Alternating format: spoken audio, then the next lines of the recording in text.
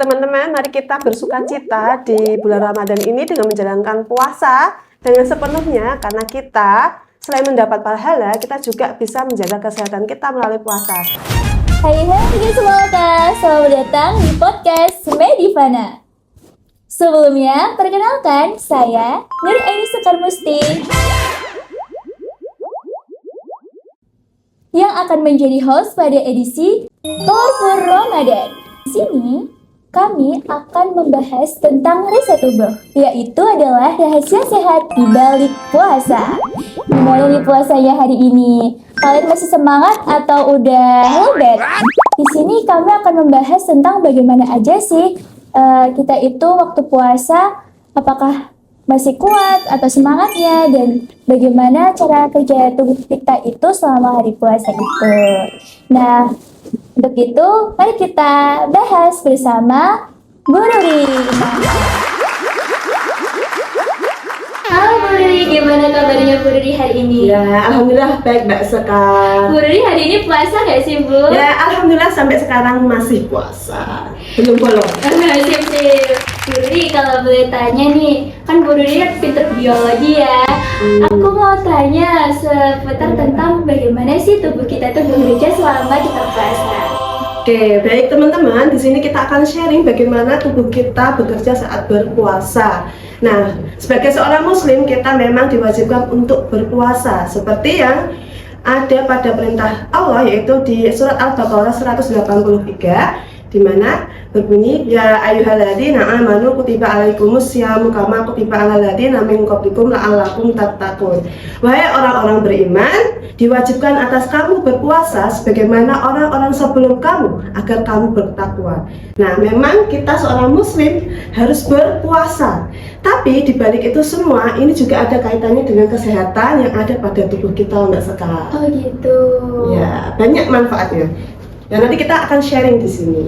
Kalau boleh tahu lebih dalam, apa aja sih Bu manfaatnya? Oke, yang kita bahas pertama kali adalah apa sih yang terjadi pada tubuh kita saat kita berpuasa. Nah, saat kita berpuasa, di situ tubuh kita akan mencoba mencari alternatif lain yang biasanya kita itu sumber energinya adalah dari gula atau glukosa, Mbak Sekar.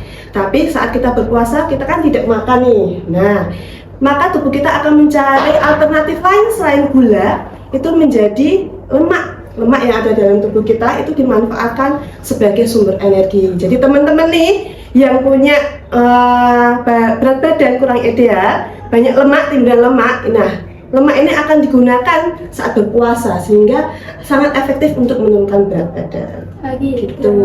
Apa aja sih Bu yang mengandung glukosa? Kalau boleh tahu makan apa aja? Ya, glukosa itu banyak ya sumbernya, bisa dari karbohidrat nasi, bisa dari minuman manis. Nah, apalagi pas bulan puasa biasanya takjil carinya yang manis-manis, dan puasa juga identik dengan apa ya? Iklan yang sering muncul. Apa itu Mbak? Macam juga. Ya, nasi itu kan juga banyak glukosanya. Jadi memang glukosa itu diperlukan dalam tubuh kita, tapi tidak boleh berlebihan. Nah, gula ini kalau kita berpuasa itu akan sedikit kandungannya dalam tubuh kita, maka akan memanfaatkan lemak yang ada di tubuh kita. Terus Bu, kalau boleh tahu, kalau semisal ya Bu, kita itu kan mesti ini ya sering makan yang waktu sahur nih, kan makan makanannya juga itu harus banyak atau sedikit Bu. Kan kalau kita makan waktu sahur tuh kadang kayak males gitu Bu. Terus habis itu waktu kita bangun tidur kan jarang juga kan Bu, buat hari-hari yang biasanya kalau kita makan kadang tuh langsung kenyang gitu loh Bu. Kalau misalnya habis tidur itu, kalau waktu sahur biasanya porsinya makan itu kayak gimana sih Bu, kalau boleh tahu? Ya, jadi sahur ini sangat penting ya teman-teman, jangan sampai melewatkan sahur. Nah, sahur ini adalah sumber energi kita pertama kali sebelum kita masuk ke melaksanakan puasa. Nah, jadi untuk porsinya di sini adalah nanti setengah itu kalau bisa teman-teman itu makanan seimbang, setengah piring kita itu isinya sayur dan buah, 1/4 itu karbohidrat, dan 1/4 lagi itu protein. Jadi kalau kita tidak sahur, nah sumber energinya yang utama dari mana? Makanya teman-teman meskipun memang susah ya bangun di jam 3, setengah 4 itu susah, tapi memang sahur ini sangat penting. Kalau yang paling penting banget itu apa Bu waktu sahur yang buat dimakan? Ya, terutama ya protein dan karbohidrat seperti itu. Karena tubuh kita dalam satu hari ini tidak mendapatkan itu, maka harus kita penuhi yang utama. Contoh-contoh yang mengandung protein sama karbohidrat apa Bu? Ya, bisa saja teman-teman itu nanti di sahur bisa konsumsi ayam, telur, atau ikan, itu protein utamanya. Dan karbohidrat kalau orang Indonesia biasanya nasi ya. Iya. Kalau selain nasi itu apa Bu kira-kira? Bisa jagung, bisa roti. Kalau teman-teman sedang malas nih, anak-anak muda biasanya oatmeal, nah energen itu juga bisa menggantikan karbohidrat. Kalau tentang minuman Bu, kan kita waktu puasa itu juga harus yang Bu, bukan hanya sekedar menahan lapar. Terus kalau misalnya biar kita itu nggak harus banyak-banyak, apa sih yang kita lebihin buat kita minum, entah itu minum air putih atau mungkin minuman yang lainnya. Oke, untuk menjaga tubuh kita agar tetap terhidrasi itu ada strateginya, yaitu strateginya 8 gelas dalam satu hari. Nah, duanya itu saat berbuka puasa 2 gelas, 4 gelas saat setelah terawih 4 gelas, dan 2 gelas saat kita sahur. Dan hindari saat bulan puasa kita banyak mengonsumsi kopi, karena kopi ini bersifat diuretik. Jadi ketika kita mengkonsumsi kopi saat bulan puasa, maka kita akan sering buang air kecil, padahal tubuh kita sangat butuh air. Nah itu makanya hindari teman-teman yang suka ngopi. Nah pas bulan puasa agak ditekan, tidak ngopi dulu. Gitu. Kalau misalnya minum es buah itu Bu, itu aman? Boleh. Nah jadi tentunya pas buka ya Mbak. Iya, nah, pas buka boleh untuk es buah itu boleh, tapi hindari makanan di awal pas saat berbuka itu yang terlalu banyak kadar gulanya tinggi. Nah itu namanya nanti kadar insulinnya langsung naik. Nah kalau bisa ya air putih dulu boleh. Kan biasanya kita disunahkan dengan yang manis-manis, tapi kan ada takarannya, tidak langsung yang manis semua. Nah kalau kita manis semua itu akan menimbulkan rasa lapar yang terus menerus gitu.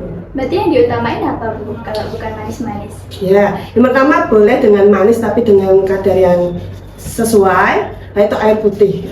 Biasanya kalau di Islam itu kita mensunahkannya adalah dengan kurma. Kalau kurma sulit didapatkan ya bisa dialternatifkan dengan makanan yang manis. Gitu. Berarti kurma itu bagus banget ya Bu? Iya, sesuai dengan sunnah.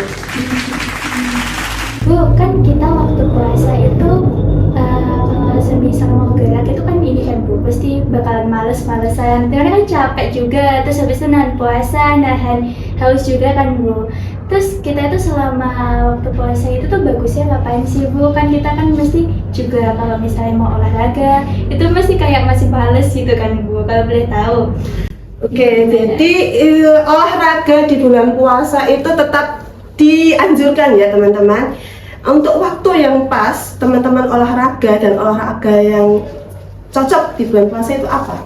Nah, teman-teman tentunya bisa melakukan olahraga ringan, misalkan jogging, olahraga ringan seperti itu. Dan waktu yang tepat adalah 1 jam sebelum berbuka. Nah, jadi ketika olahraga 1 jam sebelum berbuka, energinya habis, nah itu kan kita berbuka nih. Iya. Nah, energinya bisa digantikan saat kita berbuka. Jadi teman-teman tetap bisa melakukan aktivitas olahraga saat di bulan puasa.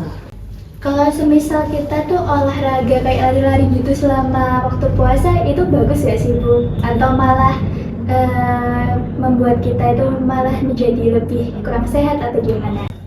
Seperti yang saya sampaikan tadi bahwa olahraga di dalam puasa itu juga boleh dilakukan, dianjurkan. Dilihat timing waktunya aja ya. Itu bisa dilakukan saat 1 jam sebelum berbuka atau setelah taraweh. Mengapa 1 jam sebelum berbuka? Karena setelah itu kita langsung berbuka, ada asupan energi untuk menggantikan energi yang digunakan saat olahraga. Lalu setelah taraweh kan kita sudah berbuka nih, sudah ada energi, nah bisa dilanjutkan dengan olahraga kayak gitu. Jadi jogging ringan itu juga dianjurkan. Kalau jogging yang kayak larinya mengelilingi lapangan gitu boleh nggak Bu? Itu boleh. masih bisa ya? Oke. Itu ya, jadi teman-teman silahkan bisa mengatur pola makannya dan juga olahraga itu sangat dianjurkan. Sebenarnya Mbak Sekar, di saat kita berpuasa, tubuh kita itu ada satu hal yang keren lagi. Apa itu Bu kalau boleh tahu? Ya, itu ada kemampuan tubuh kita itu autofagi. Apa itu boleh tahu? Nah, auto itu apa? Auto itu sendiri, fagi itu makan. Berarti kalau disimpulkan adalah makan sendiri. Nah, jadi kemampuan tubuh kita saat berpuasa itu ada yang namanya sel-sel tubuh kita itu bisa memakan sel-sel yang rusak di dalam tubuh kita. Jadi, nah metode ini itu ditemukan oleh peneliti ahli biologi dari Jepang yaitu Yoshinori Osumi pada tahun 2016, dan dia meraih Nobel yaitu dengan metode daur ulang sel. Nah, dimana kalau Mbak Sekar di kelas 11 mesti sudah pernah dapat pelajaran struktur sel. Sudah dong, sudah. Nah, di situ ada namanya lisosom dalam sel kita. Fungsinya adalah untuk mencerna sel-sel yang rusak atau sisa-sisa metabolisme yang tidak dibutuhkan oleh tubuh. Nah, itu yang memakan adalah lisosom. Nah, kemampuan ini adalah bisa meningkat ketika kita berpuasa, teman-teman. Jadi berpuasa itu bisa meningkatkan autofagi pada tubuh kita. Seperti itu. Oh gitu, hebat banget ya ternyata Allah menciptakan autofagi di dalam tubuh kita. Iya. Autofagi ini kita biasanya puasa berapa jam sih, Mbak Sekar? Sekitar 14 jam. 14 jam mungkin ya. Nah, autofagi ini bisa ditingkatkan teman-teman kalau teman-teman beraktivitas yang tinggi, berolahraga yang tinggi, dan juga bisa dipicu dengan puasa. Nah, mari kita memanfaatkan momen puasa ini untuk meningkatkan autofagi yang ada pada tubuh kita. Jadi, sel-sel yang rusak pada tubuh kita itu akan dimanfaatkan oleh sel tubuh kita karena tidak dapat asupan makanan. Kan kita berpuasa nih. Nah, sel-sel tubuh itu perlu energi, padahal energinya nggak ada karena kita puasa. Maka dia akan memanfaatkan sel-sel yang rusak di sekitarnya untuk dimakan. Nah, maka sel-sel rusak ini kalau menumpuk terus-menerus itu kan akan menjadi kanker. Nah, karena ada kemampuan autofagi ini, sel-sel yang rusak ini dimakan kayak gitu. Jadi autofagi ini sangat bermanfaat bagi tubuh kita. Keren. Berarti ternyata selama waktu kita puasa, autofagi ini juga berperan di dalam tubuh kita gitu ya Bu ya. Jadi kita akan, ini manfaat dari autofagi ya. Jadi kita akan lebih sehat, lalu imunitas kita akan lebih tinggi lagi, dan mencegah penuaan dini karena sel-sel kita diperbarui dan yang rusak dimakan. Dimakan ya Bu. Yang dimakan tuh apanya aja sih Bu? Sel-sel rusaknya itu? Yang sel-sel rusak misalkan sel-sel kita itu kan selalu membelah dan itu ada umurnya.